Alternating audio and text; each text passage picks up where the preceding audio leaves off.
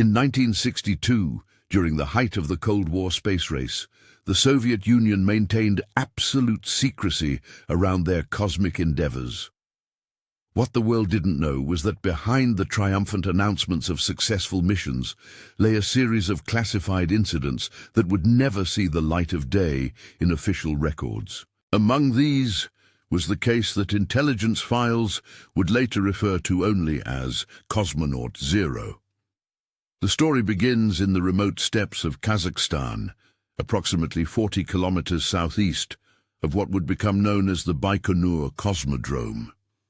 In this desolate landscape, where winter temperatures could drop to -30 degrees Celsius, stood a cluster of concrete buildings that housed some of the Soviet Union's most sensitive space program operations.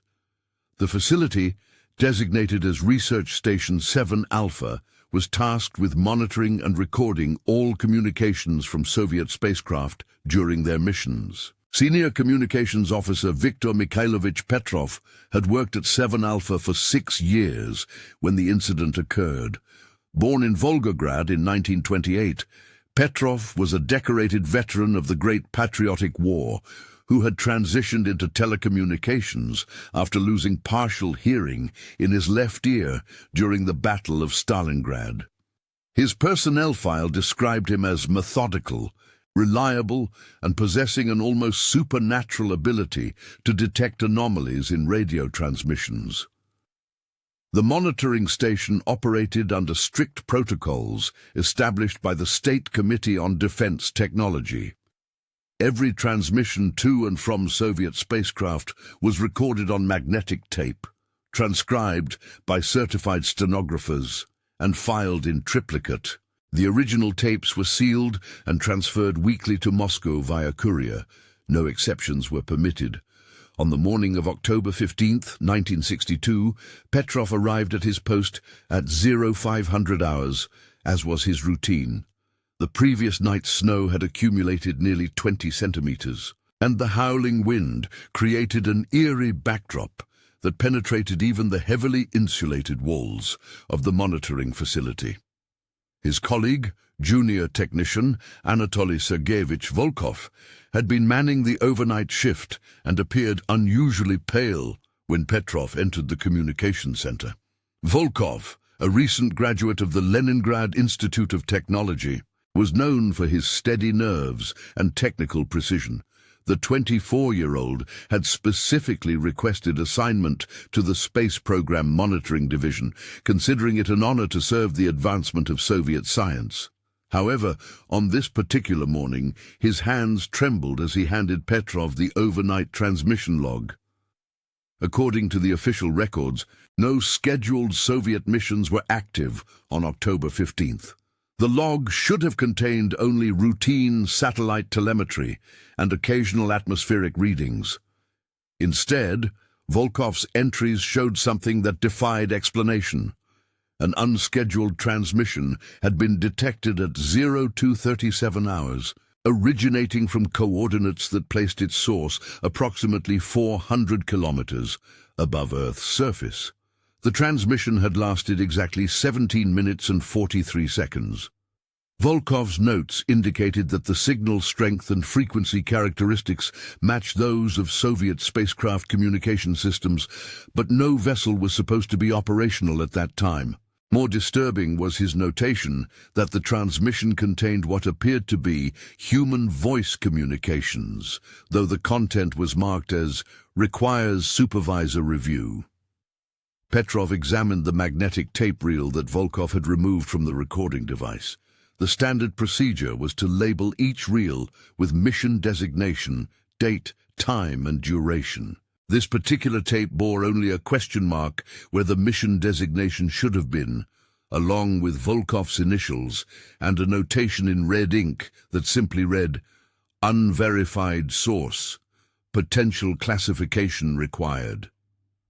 The facility's commanding officer, Major Dmitry Alexandrovich Kozlov, was not due to arrive until 0800 hours. Petrov faced a dilemma. Regulations strictly forbade playback of recorded transmissions without proper authorization, yet the anomalous nature of the recording suggested it might require immediate attention.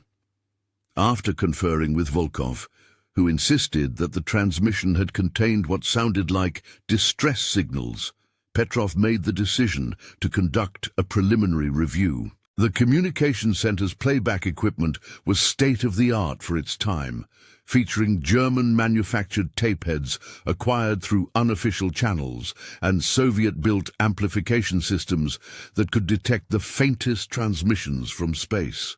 Petrov adjusted the equipment settings and began playback of the mysterious recording, with Volkov standing beside him to verify what they had detected during the overnight hours. The first several minutes of the tape contained only static, punctuated by occasional bursts of what appeared to be telemetry data. The signal quality was consistent with transmissions from Soviet spacecraft, though the specific encoding patterns seemed unfamiliar to both men. Then, at approximately 4 minutes and 12 seconds into the recording, a human voice became audible through the static. The voice spoke in Russian, but with an accent and intonation that neither Petrov nor Volkov could immediately identify. The speaker appeared to be male, possibly in his 30s, and his words were measured, but carried an undertone that both men later described as deeply unsettling. The transmission was not continuous. Rather, it consisted of periodic statements separated by lengthy intervals of silence or unintelligible background sounds. Petrov's initial transcription of the voice segments read, "Station Control. This is Cosmonaut Zero requesting immediate guidance. Current position unknown. Instruments are non-responsive. Please advise on return trajectory." This was followed by nearly 3 minutes of silence before the voice resumed. "Control. Situation has deteriorated. External observation indicates we are no longer in standard orbital pattern. Request emergency intervention." What struck both men as particularly odd was the speaker's use of terminology that didn't match standard Soviet space program protocols. The designation Cosmonaut Zero appeared in no official documentation, and the phrasing of his requests suggested unfamiliarity with proper communication procedures. More disturbing was the gradual change in the speaker's tone as the transmission progressed. By the midpoint of the recording, the voice had taken on a quality that Volkov later described as hollow, as if speaking from inside a sealed container. The words became more disjointed, and long pauses between statements grew increasingly frequent. At one point, approximately 11 minutes into the transmission, the voice said something that both men found particularly chilling. "Control. Recommend you do not attempt recovery. Repeat, do not attempt recovery. This mission parameters have been compromised." The final portion of the recording proved most disturbing. The voice, now barely recognizable as the same speaker who had begun the transmission, made a series of statements that seemed directed not at ground control, but at someone or something else present in the spacecraft.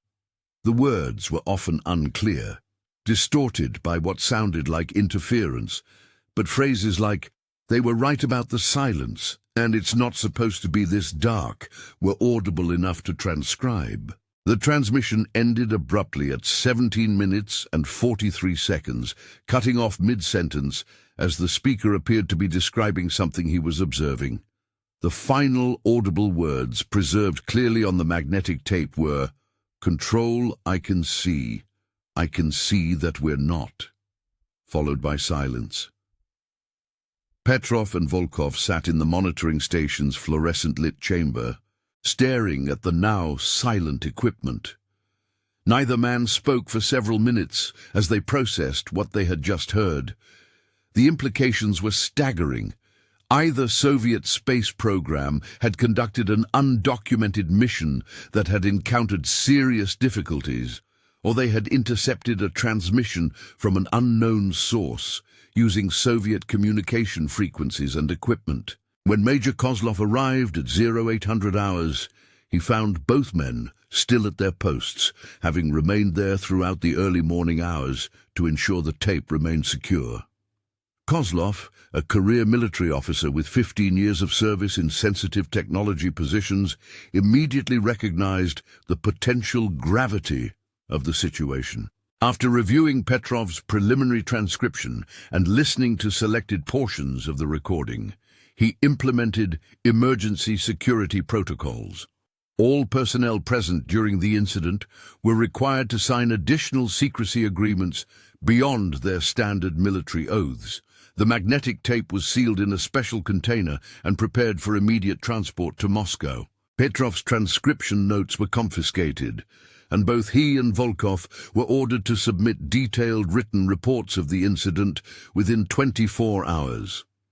Most significantly, they were instructed to discuss the matter with no one, including their immediate supervisors outside of Major Kozlov's direct chain of command. The written reports, filed on October 16, 1962, provide the only official documentation of the incident that would later be archived in the classified section of the Soviet space program's internal security files. Petrov's report, written in his characteristic methodical style, described the technical aspects of the transmission detection and recording process. He noted several anomalies in the signal characteristics that suggested the transmission had originated from a source using Soviet equipment, but operating outside normal mission parameters. Volkov's report focused more on the human element of the incident. His description of the voice communications emphasized the progressive deterioration in the speaker's coherence and the disturbing nature of the final statements.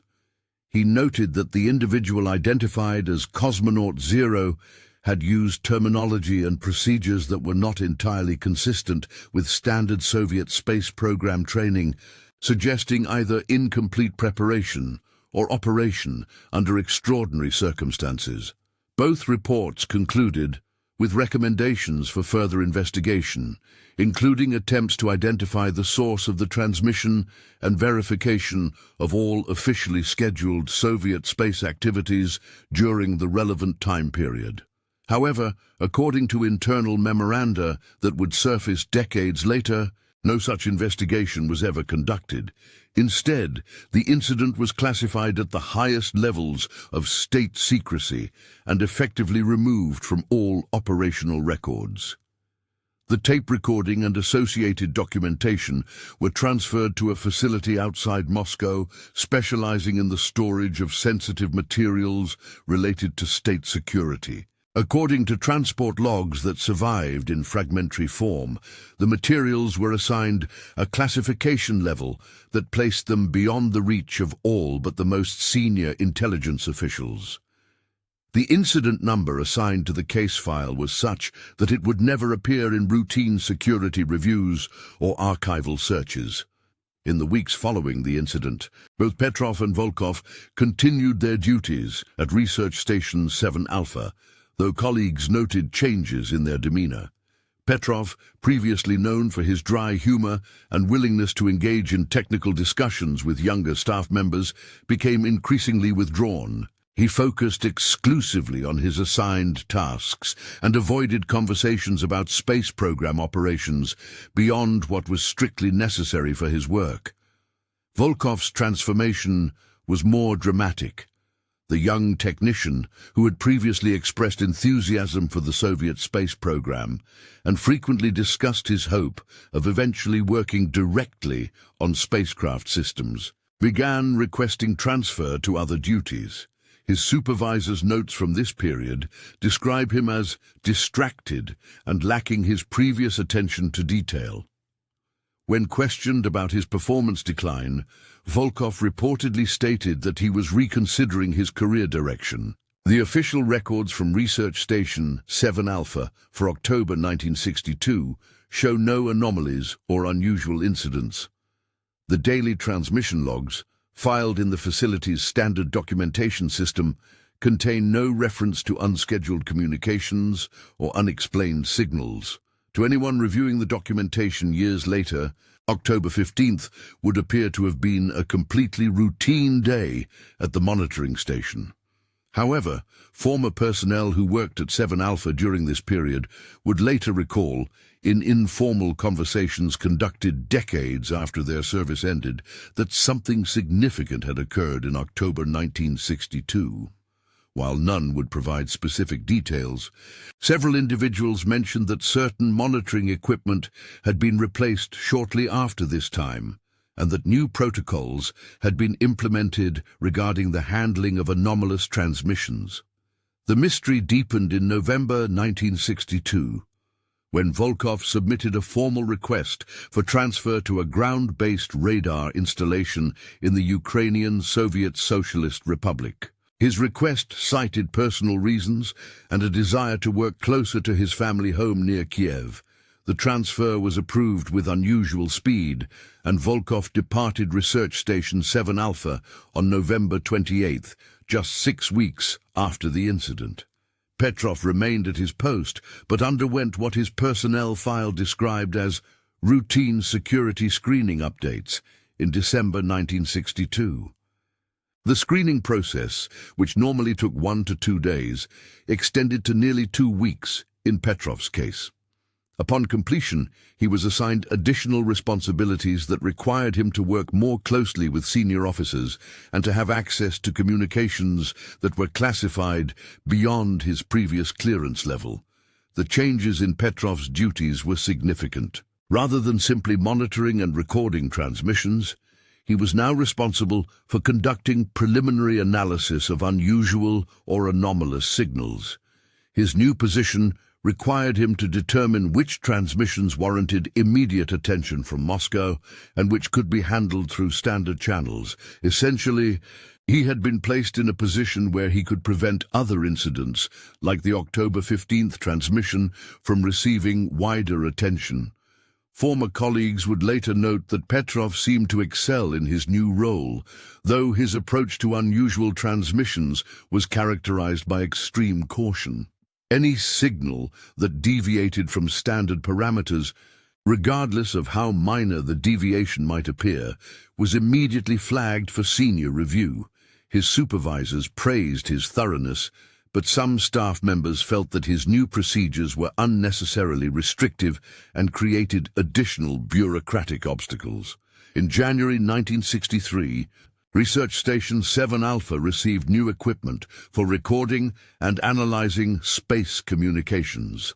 The upgrade, described in official documentation as part of routine modernization efforts, replaced virtually all of the recording devices that had been in use during the October incident. The old equipment was removed by a specialized technical team from Moscow and was reportedly sent for disposal according to standard security protocols for sensitive machinery. The timing of the equipment replacement raised questions among some staff members, particularly because the existing systems had been functioning satisfactorily and were relatively new themselves. However, Major Kozlov explained that the upgrades were necessary to keep pace with advancing Soviet space technology and to ensure that monitoring capabilities remained adequate for increasingly complex missions.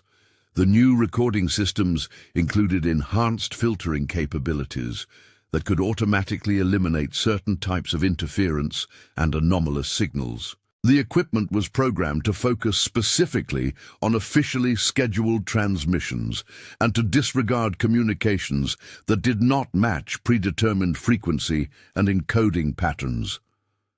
While this improved efficiency in handling routine monitoring tasks, it also meant that future incidents similar to the October transmission might be filtered out automatically. By spring of 1963, the personnel changes and equipment upgrades had effectively transformed Research Station 7 Alpha into a facility that was far less likely to detect or record unusual transmissions. The combination of Volkov's transfer, Petrov's new screening role, and the automated filtering systems created multiple barriers to the detection and documentation of anomalous signals. Despite these changes, or perhaps because of them, rumors about the October incident persisted among certain circles within the Soviet space program. Intelligence reports from this period, which would only become available decades later through defector testimonies, suggest that similar incidents may have occurred at other monitoring facilities, but were either not reported or were quickly suppressed through the same type of security protocols that had been applied at 7 Alpha. The fragmentary evidence available indicates that the Soviet space program leadership was aware of the potential for what internal documents referred to as communication anomalies, and had developed specific procedures for handling such incidents. These procedures emphasized immediate classification, minimal documentation, and personnel transfers or reassignments to prevent the spread of information that might compromise operational security or public confidence in the space program. In June 1963, Petrov was awarded a commendation for exceptional dedication to duty and maintenance of security protocols.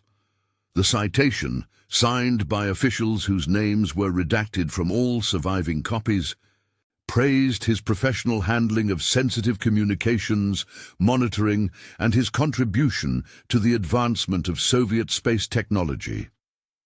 No specific incidents were mentioned in the commendation, which was standard practice for recognition related to classified operations. The award ceremony was conducted in private, with only senior facility personnel in attendance. Petrov's family was not notified of the recognition, and no announcement was made to other staff members. The commendation itself was placed in Petrov's classified personnel file rather than his standard military record, ensuring that knowledge of the award would be limited to individuals with appropriate security clearances. Around this same time, Research Station 7 Alpha began receiving visits from technical specialists who were described as communications consultants, but who appeared to have broader responsibilities related to security and information control. These individuals, who typically arrived without advance notice and worked independently of the regular facility staff, conducted periodic reviews of monitoring procedures and equipment performance. The consultants' activities included examination of recording logs, interviews with key personnel, and testing of the new automated filtering systems. Their reports were sent directly to Moscow and were not shared with facility leadership. Staff members who observed their work noted that the consultants seemed particularly interested in the detection and handling of transmissions that originated from unidentified sources or that deviated from standard communication protocols. Following one such visit in August 1963, additional security measures were implemented at 7 Alpha. These included enhanced physical security around the recording equipment, new procedures for accessing archived transmissions, and expanded background screening requirements for all personnel with access to sensitive communications. The measures were presented as routine security upgrades, but their timing and scope suggested specific concerns about information security. The implementation of these enhanced security measures coincided with changes in the broader Soviet space program that would become apparent only in retrospect. The number of officially announced space missions decreased during this period, while the frequency of classified launches and orbital activities increased significantly. This shift toward greater secrecy in space operations created an environment where incidents like the October transmission could be more easily contained and controlled. Internal documents from this period, discovered decades later in partially declassified archives, reveal that Soviet space program leadership was grappling with what they termed operational anomalies that posed potential risks to both mission success and information security. These anomalies included unexplained equipment failures, communication disruptions, and what were euphemistically described as personnel performance irregularities during certain missions. The documents suggest that the October transmission at Research Station 7 Alpha was not an isolated incident, but rather part of a pattern of unusual events that had been occurring since the early days of the Soviet space program. One particularly significant document, a memorandum dated September 1963, referenced the need for enhanced protocols regarding atypical communication events, and mentioned the success of measures implemented at monitoring stations in Kazakhstan. While the document did not specifically name Research Station 7 Alpha, its content and timing strongly suggested that the facility had served as a testing ground for new security procedures that were subsequently applied more broadly. However, the specific nature of these events was deliberately obscured in official records, and the individuals involved were often reassigned or transferred to prevent the accumulation of detailed knowledge about the incidents. The memorandum also indicated that similar incidents had occurred at monitoring facilities in other Soviet republics, including locations near the primary cosmodrome and backup launch sites. In each case, the response had followed the same pattern: immediate classification, minimal documentation, personnel transfers, and equipment upgrades designed to prevent future detection of anomalous transmissions. By late 1963, the combination of new procedures, upgraded equipment, and personnel changes had effectively created a system that was highly unlikely to detect or record transmissions similar to the October incident. The automated filtering systems would eliminate most anomalous signals before they could be recorded, while the enhanced security protocols would ensure that any unusual transmissions that did get through would be quickly classified and removed from standard documentation. This transformation of the monitoring system occurred during a period when the Soviet space program was facing increasing pressure to maintain its competitive position against American space efforts. The launch of increasingly complex missions and the development of new spacecraft technologies created an environment where operational security was considered paramount, and any incidents that might compromise public confidence in the program were viewed as serious threats to state interests. The success of the security measures implemented at Research Station 7 Alpha can be measured by the absence of similar incidents in subsequent official records.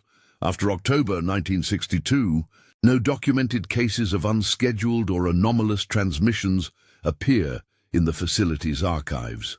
This absence could be interpreted either as evidence that no further incidents occurred or as confirmation that the new systems were effective in preventing such incidents from being officially recorded. Petrov continued his service at 7 Alpha until 1968, when he was transferred to a communications facility serving the Soviet naval fleet in the Baltic region. His new position was described as a promotion and involved supervising a team of technicians responsible for monitoring submarine communications. The transfer was processed through normal military channels, and his departure from the Space Program Monitoring Division was characterized as a routine career advancement. Volkov's career path diverged significantly from space program work. After his transfer to the Ukrainian radar installation, he specialized in air traffic control systems and eventually became a supervisor at Kiev's primary civilian airport. His personnel records from this period show no indication of the security concerns that had led to his transfer from 7 Alpha, and he appeared to have adapted successfully to his new duties. Neither Petrov nor Volkov ever spoke publicly about their experiences at Research Station 7 Alpha.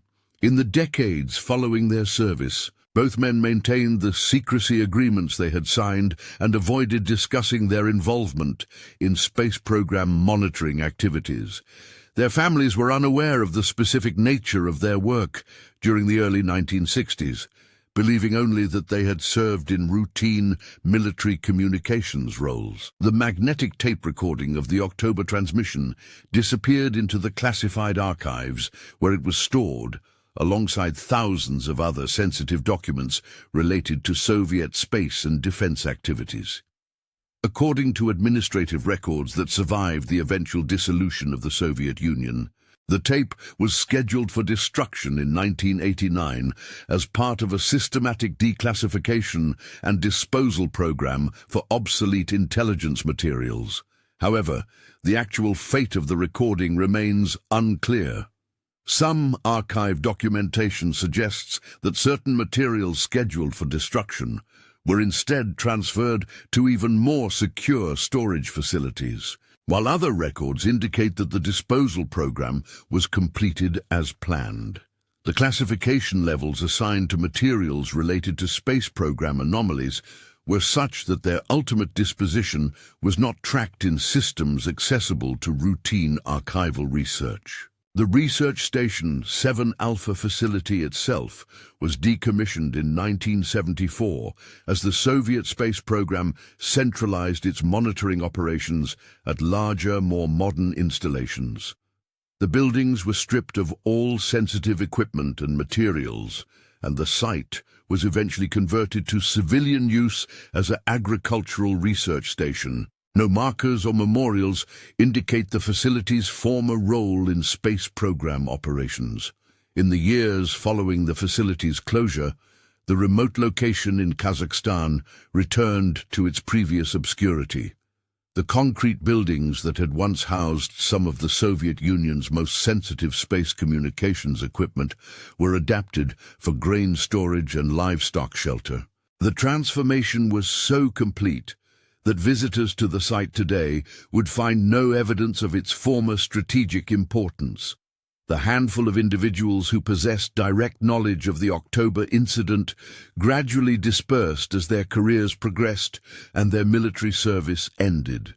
By the 1980s, most had retired from active duty and had returned to civilian life in various parts of the former Soviet Union. Their silence regarding their experiences remained unbroken, even as political changes made it theoretically possible for them to discuss previously classified matters. Major Kozlov, who had overseen the security response to the incident, continued his military career and eventually achieved the rank of colonel before retiring in 1979. His service record includes several commendations for work related to space program security, though the specific nature of his contributions remained classified. After retirement, he settled in a small city outside Moscow and worked as a technical consultant for civilian electronics companies. The broader implications of the October incident remained hidden within the classified archives of the Soviet space program. The procedures developed in response to the transmission at Research Station 7 Alpha became standard protocol for handling communication anomalies throughout the Soviet space monitoring network. These procedures ensured that future incidents of a similar nature would be contained quickly and effectively, preventing the accumulation of documentation that might reveal patterns or trends. The success of these containment measures can be seen in the absence of publicly available information about space program anomalies from this period. While American space monitoring facilities occasionally detected unusual transmissions from Soviet spacecraft, these observations were typically dismissed as equipment malfunctions or communication errors. The possibility that some of these anomalous signals might represent genuine incidents was not seriously considered by Western intelligence analysts. Throughout the remainder of the Cold War period, the Soviet space program maintained its reputation for technical competence and operational security. The few incidents that became publicly known were generally attributed to equipment failures or human error, and the existence of systematic problems with unexplained communication anomalies never entered the public discourse. The effectiveness of the security measures implemented after the October incident ensured that the pattern remained hidden. The fall of the Soviet Union in 1991 led to the declassification of many previously secret documents, but materials related to space program anomalies were among those that remained classified or were destroyed before they could be released. The specific classification levels and security protocols that had been applied to incidents like the October transmission meant that they were excluded from most declassification programs. Some former Soviet space program personnel did provide information to Western researchers during the 1990s, but their testimonies focused primarily on technical achievements and programmatic decisions. The culture of secrecy that had surrounded anomalous incidents was so complete that even individuals who might have possessed relevant knowledge were reluctant to discuss matters that had been classified at the highest levels of state security. Petrov died in 1994 in the Baltic City, where he had settled after his naval service. His family was unaware of his involvement in space program monitoring activities, and his obituary described him only as a retired military communications specialist. No mention was made of his role in detecting and recording one of the most mysterious transmissions in Soviet space program history. Volkov lived until 2003, spending his final years in Kiev, surrounded by children and grandchildren who knew him as a former air traffic control supervisor. He never spoke about his brief service with the space program, and his family learned of his connection to space communications monitoring only after his death, when they discovered military commendations among his personal papers. The Research Station 7 Alpha site in Kazakhstan was sold to private investors in the late 1990s and was developed as a commercial grain storage facility.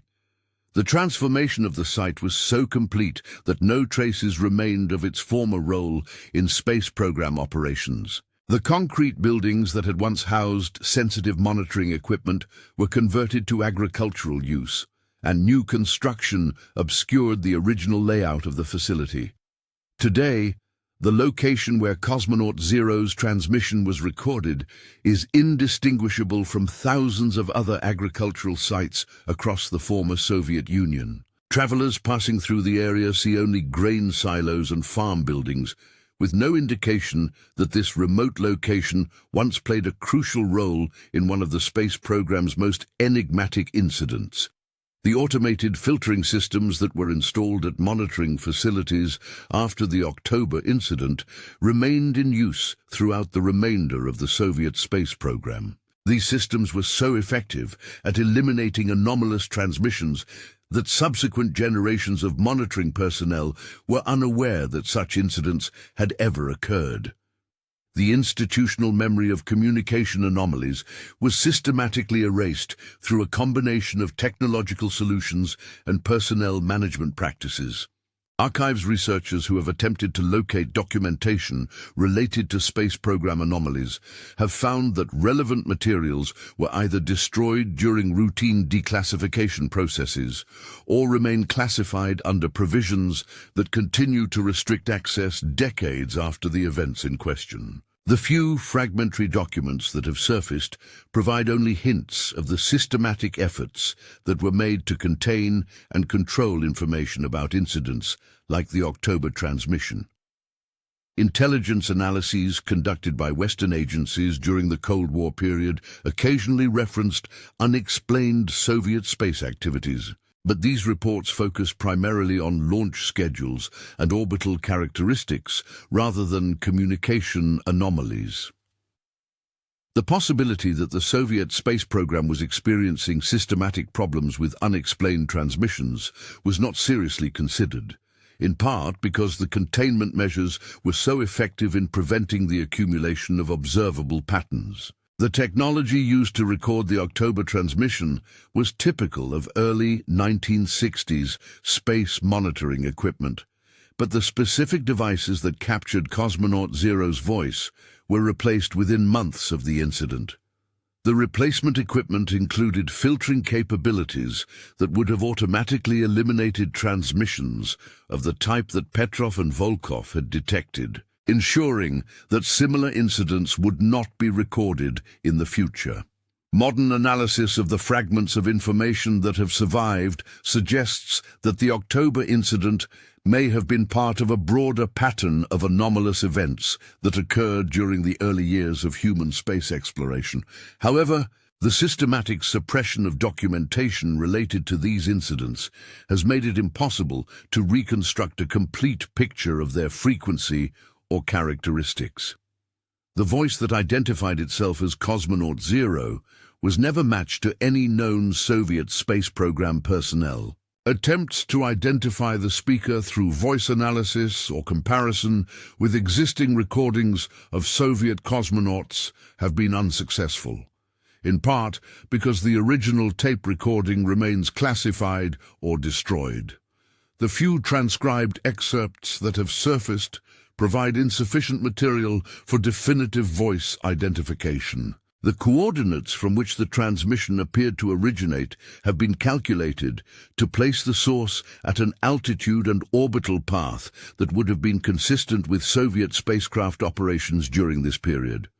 However, no officially documented mission was active at the time of the transmission, and no spacecraft losses or emergency situations were reported through official channels. The deterioration in the speaker's voice quality and coherence as the transmission progressed has been interpreted by some researchers as evidence of extreme psychological stress or possible equipment malfunction affecting communication clarity.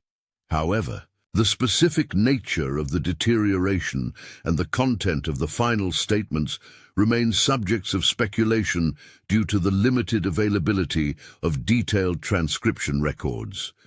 The phrase Cosmonaut Zero itself has no known connection to official Soviet space program nomenclature. The designation systems used for Soviet cosmonauts did not include zero designations, and no training or mission records reference this identifier. The speaker's use of this self-designation adds to the mystery surrounding the transmission's origin and authenticity. The timing of the transmission, occurring during the early hours of October 15th, when monitoring staff would be minimal and oversight reduced, has led to speculation about whether the timing was coincidental or deliberately chosen. The duration of 17 minutes and 43 seconds was sufficient to provide substantial content while remaining within the attention span of individual monitoring personnel. The technical characteristics of the transmission, including signal strength and frequency specifications that matched Soviet spacecraft communication systems, suggest that whoever was responsible for the transmission had access to sophisticated equipment and detailed knowledge of Soviet space communication protocols. This level of technical capability would have been available only to individuals with extensive training in space systems or access to classified technical specifications. The long-term effects of the security measures implemented after the October incident extended far beyond Research Station 7 Alpha. Similar upgrades and protocol changes were implemented throughout the Soviet space monitoring network, creating a systematic capability to detect and suppress information about anomalous incidents. This network of containment measures remained effective throughout the remainder of the Cold War period.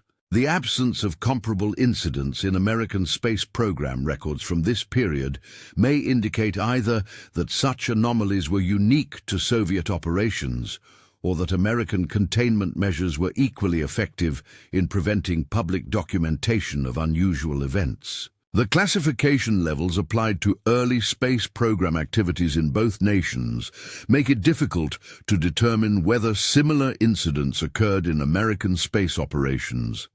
The psychological impact of the October incident on the personnel who experienced it directly appears to have been significant and lasting.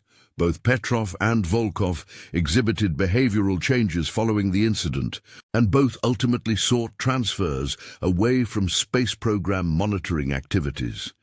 Their reluctance to discuss their experiences persisted throughout their lives, suggesting that the incident had profoundly affected their willingness to work with space communications. The effectiveness of the containment measures can be seen in the fact that knowledge of the October incident was limited to fewer than 10 individuals throughout the entire Soviet space program hierarchy. This level of compartmentalization ensured that the incident could not become part of the institutional knowledge of the program and prevented the development of informal networks of individuals aware of anomalous events. The conversion of Research Station 7 Alpha to civilian use represents a systematic effort to eliminate physical evidence of the facility's role in space program operations. The thoroughness of this conversion, including the removal of all specialized equipment and the destruction of facility documentation, suggests that considerable resources were devoted to ensuring that no traces of the facility's former activities would remain accessible to future researchers. The broader context of space program security during the early 1960s was characterized by extreme sensitivity to any information that might compromise operational effectiveness or public confidence. The October incident occurred during a period when both the Soviet and American space programs were competing for international prestige, and any suggestion of systematic problems or unexplained failures would have been considered a serious threat to national interests.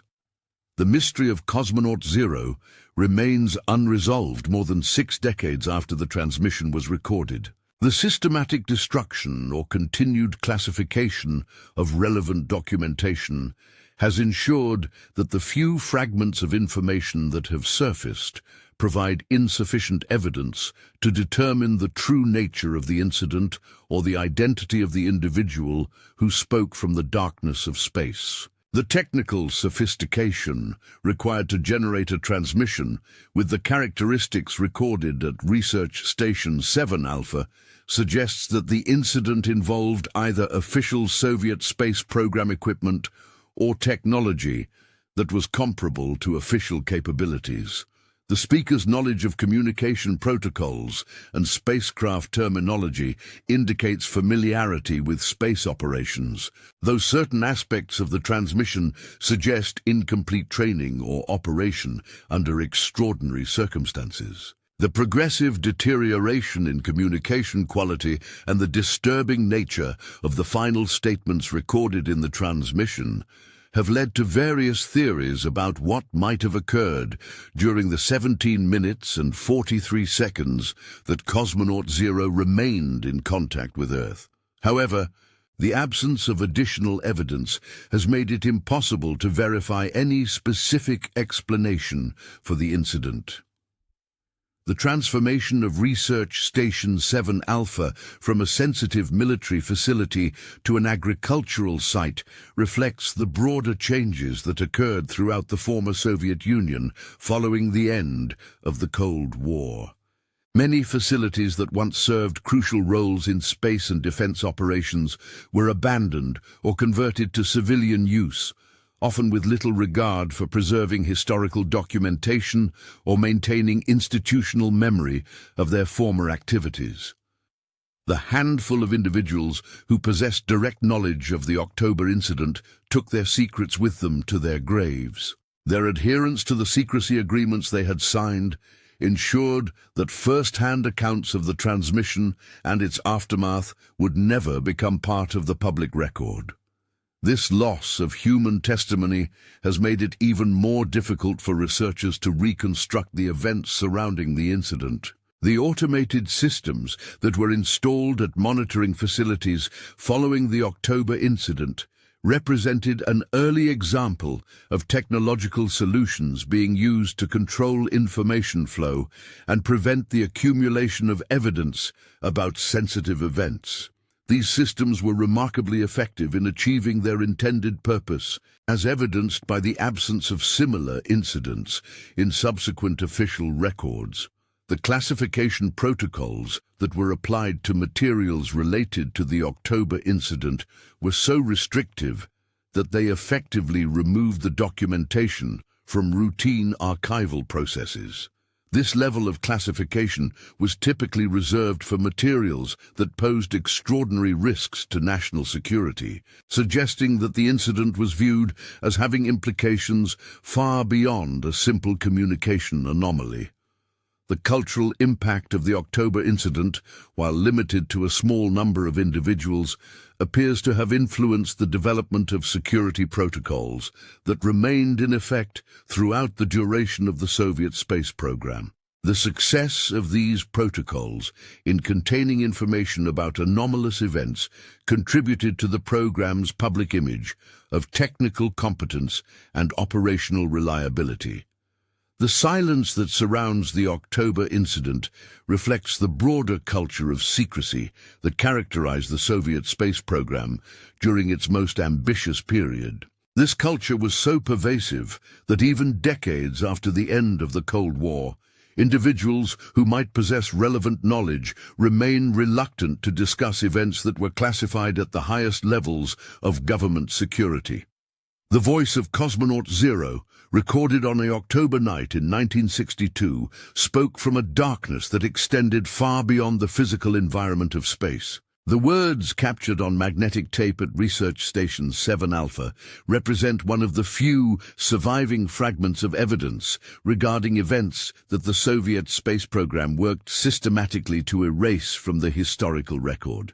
The technical precision with which the containment measures were implemented following the October incident demonstrates the sophistication of the information control systems that were developed during the Cold War period. These systems were capable of not only suppressing individual incidents, but also preventing the emergence of patterns that might reveal systematic problems or recurring anomalies.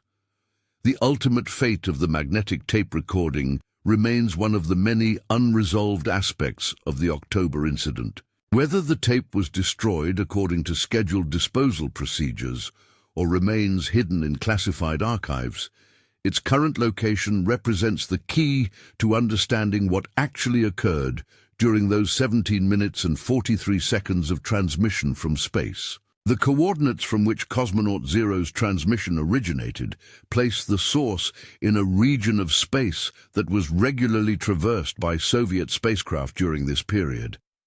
However, the absence of any officially documented mission at the time of the transmission raises questions about whether the source was an undocumented spacecraft, a classified mission, or something else entirely. And perhaps, in the vast silence that surrounds human exploration of space, some questions are meant to remain unanswered.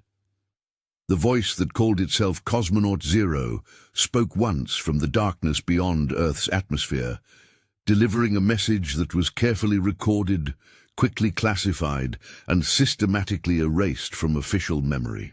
But in the fragments of documentation that survived the decades of secrecy, the echo of that transmission continues to resonate, carrying with it the unsettling suggestion that humanity's ventures into space have encountered mysteries that remain deliberately hidden from public knowledge. The decades that followed brought occasional glimpses of the truth through carefully controlled leaks and defector testimonies.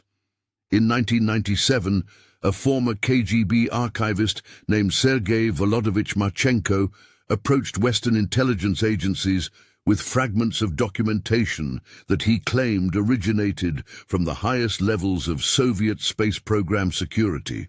Among these fragments was a partial transcript that bore remarkable similarities to the transmission recorded at Research Station 7 Alpha. Marchenko's documents, though impossible to authenticate completely, included references to what was described as Project Silent Return, an apparent investigation into communication anomalies that had occurred during the early years of human space exploration. The project documentation suggested that the October incident was neither unique nor unexplained, but rather part of a systematic pattern that Soviet authorities had identified and were actively suppressing, According to Marchenko's testimony, Project Silent Return had catalogued at least 12 separate incidents involving unexplained transmissions from space between 1961 and 1964. Each incident shared common characteristics: unscheduled communications using Soviet equipment, progressive deterioration in transmission quality, and content that suggested the speakers were experiencing circumstances that differed significantly from standard mission parameters. The project's conclusions, as described in the fragmentary documents, indicated that these transmissions represented evidence of space missions that had been conducted outside of official documentation, either as classified experiments or as operations that had deviated so severely from their planned parameters that they could not be acknowledged through normal channels. The decision to suppress all evidence of these incidents was reportedly made at the highest levels of the Soviet government. However, Marchenko's credibility came under question when investigators discovered inconsistencies in his background and evidence suggesting that some of his documents might have been fabricated. The entire testimony was ultimately dismissed by Western intelligence agencies as a sophisticated disinformation operation designed to spread confusion about Soviet space program capabilities. The truth about Cosmonaut Zero's transmission may have died with the individuals who possessed first-hand knowledge of the incident. The systematic destruction of documentation, the effectiveness of security protocols, and the passage of time have created barriers to understanding that may be insurmountable. The voice that spoke from space on that October night in 1962 has become part of the silence that surrounds humanity's most ambitious endeavors. Today, the site where Research Station 7 Alpha once stood serves as a reminder of how completely history can be erased when powerful institutions decide that certain truths are too dangerous to preserve. The grain silos and farm buildings that occupy the location bear no resemblance to the concrete structures that once housed some of the Soviet Union's most sensitive space monitoring equipment. Travelers who pass through this remote area of Kazakhstan remain unaware that they are crossing ground where one of space exploration's most profound mysteries was first detected and then systematically erased from human memory. The silence that has settled over this place is complete and enduring, and broken only by the wind that moves across the steppes where secrets once echoed from the darkness beyond Earth's atmosphere. The voice of Cosmonaut Zero, speaking across the decades from a transmission that officially never occurred, serves as a haunting reminder that human exploration of space has generated mysteries that remain deliberately hidden. In the vast silence of the cosmos, some truths are apparently too disturbing to acknowledge, too dangerous to preserve, and too profound to understand. And in that silence, the echo of 17 minutes and 43 seconds of impossible transmission continues to resonate, carrying with it questions that may never find answers and truths that were buried so deeply that they have become indistinguishable from legend. The darkness that Cosmonaut Zero described in his final words extends not only through space, but through time itself, ensuring that some secrets remain forever beyond the reach of human understanding.